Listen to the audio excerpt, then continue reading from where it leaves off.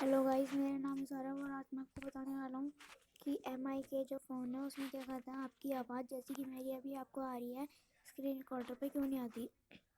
तो गाइस इसको सॉल्व करने के लिए आपको जाना पड़ेगा। अगर आप सेटिंग्स में उसकी परमिशन में करेंगे तब तो आपको मिलेगा नहीं साउंड का। फिर आपको जाना है जहाँ पे भी आपका स्क्रीन रिकॉर्डर उस ऐप में गए। उसके बाद में यहाँ पे आपको ऐसे दिखाएगा कुछ, यहाँ पे सेटिंग के बटन में आपको दबाना है। फिर बाद में आएगा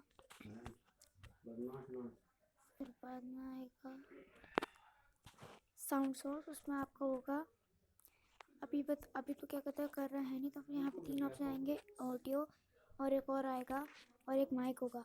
आपका किसी और में हो सकता है लेकिन आपको करना है माइक में, ताकि क्या कहता है आपकी भी अगर आप स्क्रीन रिकॉर्डर करें तो फिर आपकी आवाज़ एकदम